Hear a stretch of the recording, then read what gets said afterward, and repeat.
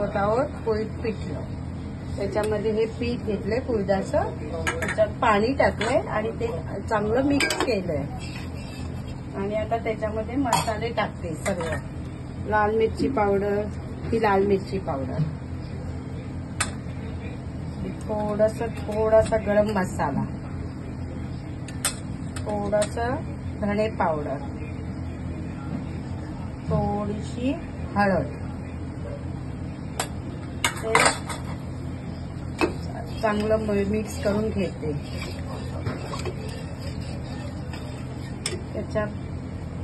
त्याच्यामध्ये थोडं मीठ टाकते.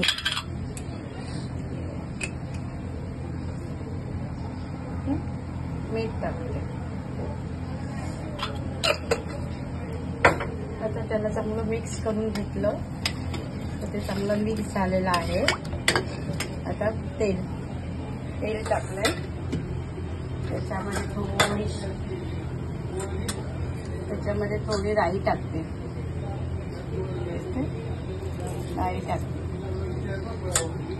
ही राई चांगली तडतडू दे.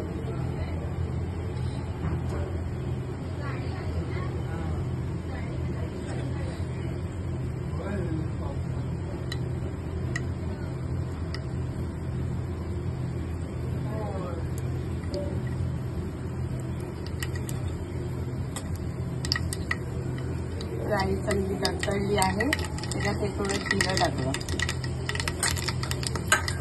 आणि हे सर्व मिक्स केलेलं आहे ते त्याच्यामध्ये ओतते.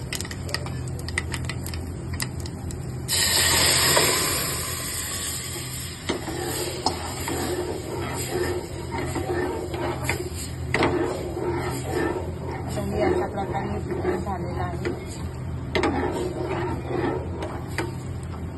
ते थोडंसं घट्ट होईल. ते घट्ट झालं की बंद करणार गॅस.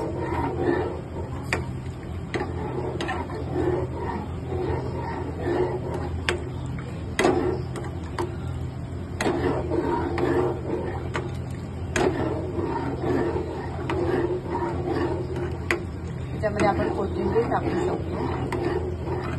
कोथिंबीर टाकू.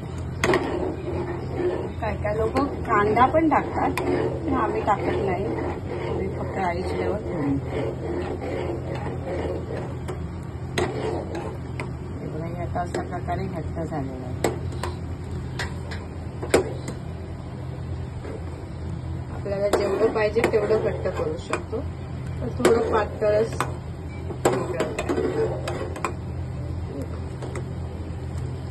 अशा प्रकारे आता हे पिठलं तयार आहे.